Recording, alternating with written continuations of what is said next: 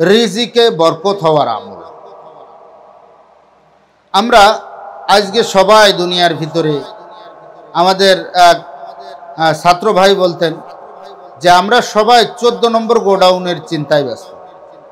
আসলে 14 নম্বর গোডাউন বলতে ওই ছাত্র ভাই একটু ঠাট্টার ছলে বলতেন আমাদের সবার পেটের কথা, যে আমাদের পেটের চিন্তায় আমরা বিভোর। আমরা দুনিয়াতে যা কিছু করতেছি, টাকা পয়সা ইনকাম করতেছি, ব্যবসায় ইনভেস্ট করতেছি, খরচ করতেছি, ছেলে মেয়েকে লালন পালন করতেছি, ছেলে মেয়েকে বড় শিক্ষিত বানাচ্ছি, ছেলে মেয়েকে প্রবাসে পাঠাচ্ছি। আমরা যত ব্যবসা বাণিজ্যের ভিতরে, ইনভেস্টমেন্টের ভিতরে আমরা আসি, আমাদের বাড়ি গাড়ি, আমাদের চিন্তা চেতনা, মন মস্তিষ্ক সব কিছু আমাদের শুধু এই একমাত্র পেটের চিন্তা। আমরা সব কিছু করতেছি পেটের জন্য, আমরা সব কিছু করতেছি খাওয়ার জন্য। অনেকে বলে যে আমি তো খাওয়ার জন্য করতেছি না, কারণ আমি তো খাইতে পারি না। আরে আল্লাহ তাআলা যাকে খাওয়ার তৌফিক দেয় সে খাইতে পারে, আল্লাহ তাআলা যাকে খাওয়ার তৌফিক দেয় না সে খাইতে পারে না।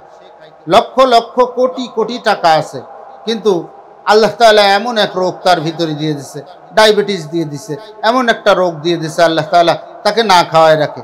বাংলাদেশের সব থেকে ধনী একজন ব্যক্তি ছিলেন, ওনার সম্পর্কে আমি যতটুকু জানি, উনি মৃত্যুর আগে 40 দিন শুধু পেঁপে সিদ্ধ খেয়েছে, শুধু পেঁপে সিদ্ধ, আর কিছুই খাওয়া যাবে না, লবণ ছাড়া, ঝাল ছাড়া, কোনো মশলা ছাড়া, একেবারে শুধু পেঁপে সিদ্ধ খেয়েছে মৃত্যুর আগে 40 দিন পর্যন্ত।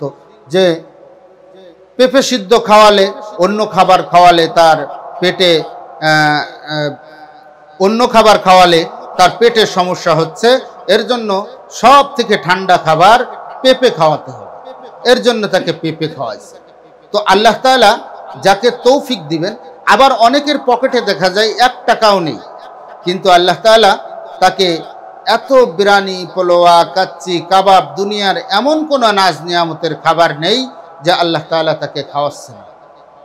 আমাদের একজন মুরব্বী আল্লামা জুনায়েদ আল হাবিব হাফিজাহুল্লাহ, উনি একটা গল্প বলেছিলেন, আমার মনে আছে, অনেক ছোটোবেলায় গল্পটা শুনেছিলাম। জুনায়েদ আল হাবিব হাফিজাহুল্লাহ উনি একবার বলেছিলেন যে উনাকে যখন মাদ্রাসায় দিল, তো পাশের একজন কটূক্তি করে বলল যে তোমার বাবা মাদ্রাসায় দিছে, তো তুমি কি করে খাবা, তুমি তো ভাত পাইবা না। আমাদেরকেও এখন অনেকেই বলে আমাদের সন্তানদেরকে মাদ্রাসায় দিলে, যে ও মাদ্রাসায় দিছে মোল্লাতন্ত্র শেখার জন্য, পরের বাড়ি খাওয়ার জন্য। তো আমাদেরকেও অনেকে বলে। তো জুনায়েদ আল হাবিব হাফিজাহুল্লাহর উত্তরটা আমার খুব সুন্দর লাগছিল, যদিও উনি ঠাট্টার ছলে বলছিলেন। পরবর্তীতে উনি যখন বড় বিজ্ঞ আলেম হয়েছে বা আমাদের আইডল আইকন হয়েছে, তখন উনি বলেছিলেন যে আসলে আমার ওই যে মুরব্বী একদিন বলছিল যে আমি ভাত পাবো না, আসলে খুব সুন্দর একটা কথা বলছিলেন, আসলে আমি এখন ভাত পাই। তো সবাই আশ্চর্য যে হুজুর আপনি ভাত পান না? হ্যাঁ, আমি ভাত পাই না, তো আমি সব সময় বিরিয়ানি, পোলোয়া, কাচ্চি, কাবাব এইগুলো খাওয়ার ঠেলায় আমি ভাত খাওয়ার সময় পাই না। তো আমাদের মাদ্রাসাতেও আমাদেরকেও অনেক সময় বলতো, আমার একজন আত্মীয় বলতো যে আমাকে মাদ্রাসায় দিয়ে কি করবে। আমি ওই আত্মীয় হয়তো এখন ইন্তেকাল করছে, আল্লাহ তাআলা জান্নাত দান করেন। ওই আত্মীয় যদি এখন বেঁচে থাকতেন, তাহলে উনি দেখতে পেতেন যে আমি যা খাই বা আল্লাহ পাক আমাকে যা খাওয়াই,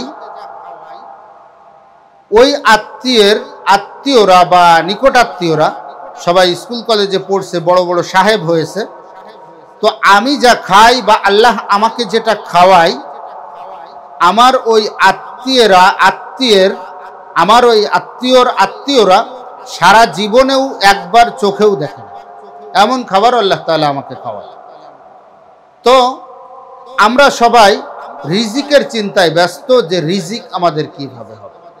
আমরা রিজিকের চিন্তায় চাকরি করছি, ব্যবসা করছি, ক্ষেত খামার করতেছি, বিভিন্ন পলিসি গ্রহণ করতেছি, শুধু একমাত্র রিজিকের চিন্তা ছাড়া আর কিচ্ছু না। তো এই রিজিকের চিন্তা আল্লাহ তাআলা তার নিজ জিম্মায় নিয়ে নেবেন, এমন কিছু আমল মানুষকে শিক্ষা দিয়েছেন যে তুমি এই আমল করো, তো রিজিকের জিম্মা তোমার জিম্মাই করা লাগবে না, আল্লাহ পাক রিজিকের জিম্মা তার নিজ জিম্মাই নিয়ে নেবে। যেমন বেশি বেশি দরুদের আমল করা। আল্লাহ তাআলা তার হাবিবের মুখ দিয়ে শোনায় দেন, মান সাল্লা আলাইয়া ওয়াহিদান সাল্লাল্লাহু আলাইহি আশারা। এখানে কেউ কেউ তরজমা করেন যে রাসূল করিম সাল্লাল্লাহু আলাইহি ওয়াসাল্লামের উপরে একবার দরুদ পড়বে, আল্লাহ তার উপরে 10 বার দরুদ পড়বে। এটা একটি ভুল তরজমা, ভুল ব্যাখ্যা। এখানে হলো যে রাসূল সাল্লাল্লাহু আলাইহি ওয়াসাল্লামের জন্য একবার দরুদ পড়বে, আল্লাহ তাআলা তার জন্য 10টি রহমত নাজিল করবেন।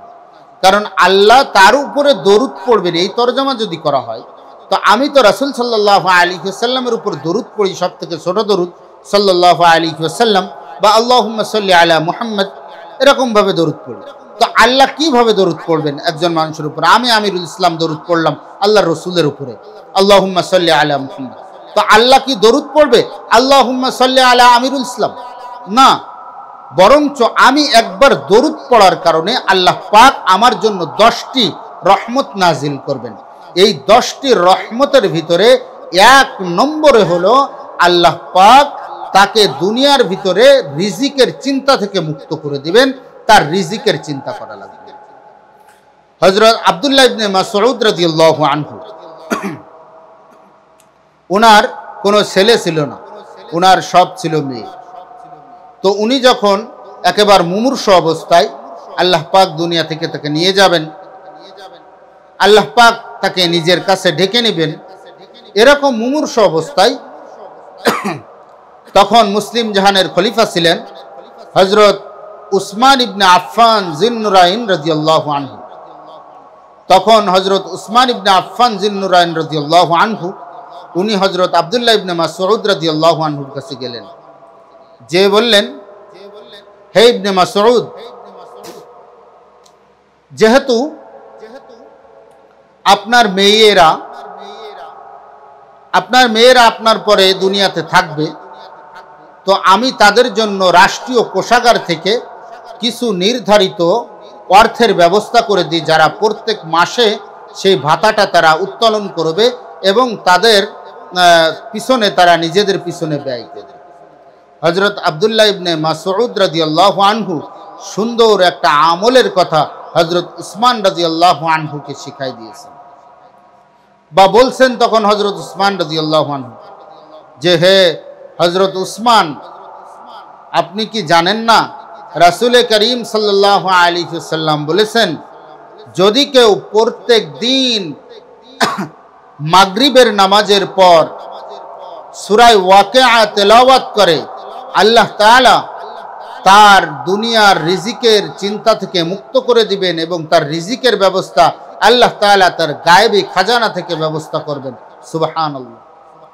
হযরত আব্দুল্লাহ ইবনে মাসউদ রাদিয়াল্লাহু আনহু বলছে, আমি যেদিন থেকে আকা ইনামদার তাজেদারে মদিনা হযরত মুহাম্মদ আরবি মুস্তাফা সাল্লাল্লাহু আলাইহি ওয়াসাল্লামের কাছ থেকে এই হাদিস শুনেছি যে যদি কেউ প্রত্যেক দিন মাগরিবের পর সূরা ওয়াকিআ তেলাওয়াত করে, তার থেকে আল্লাহ তাআলা সমস্ত অভাব অনাটনকে দূর করে দিবেন, তার রিজিকের ব্যবস্থা আল্লাহ তাআলা গায়েবীভাবে ব্যবস্থা করবেন, তার রিজিকের আর কোনো চিন্তা করা লাগবে না।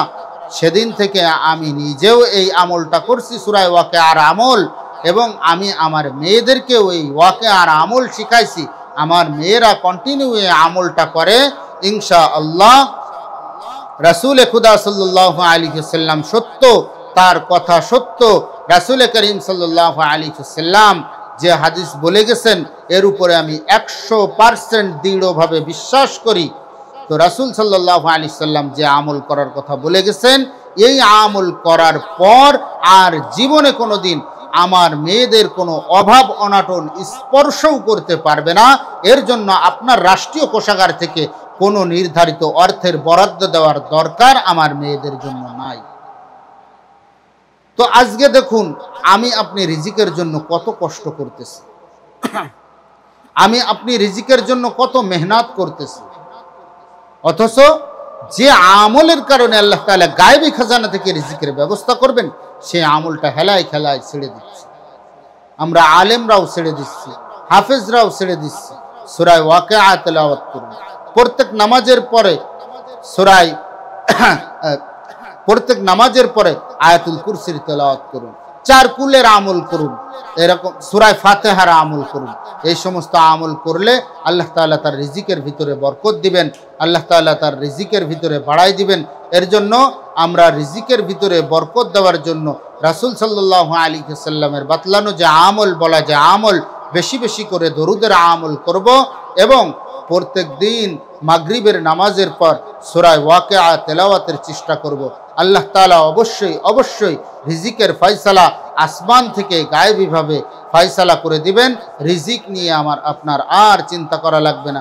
সন্তানকে সূরা ওয়াকিয়ার আমল শিখান, সন্তানকে ডাক্তার, ইঞ্জিনিয়ার, ঘুষখোর, সুদখোর বানাইতে হবে না। সন্তানকে সূরা ওয়াকিয়ার আমল শিখান, সন্তানকে সুদে ব্যাংকিং শিখাইতে হবে না। সন্তানকে সূরা ওয়াকিয়ার আমল শিখান, সন্তানকে বিভিন্ন সমিতির থেকে ক্ষুদ্র ঋণ নেওয়া শিখাইতে হবে না। সন্তানকে সূরা ওয়াকিয়ার আমল শিখান, সন্তানকে চুরি, বাটপারি, ফেরতবাজি, 2 নম্বরই কোনো কিছুই শিখানো লাগবে না। সন্তান আল্লাহ তাআলার গায়েবী ফয়সালা থেকে রিজিকের ব্যবস্থা পাবে, রিজিকের ব্যবস্থা তার হয়ে যাবে। কোনো প্রযুক্তি, যুক্তি বা ভিন্ন কোনো পথে তাকে যেতে হবে না, 2 নম্বরই করতে হবে না। ইনশাআল্লাহ শুধু সূরা ওয়াকিয়ার আমলের কারণেই তার রিজিকের সমস্যা সমাধান হয়ে যাবে এবং তার খাদ্যের ভিতরে বরকত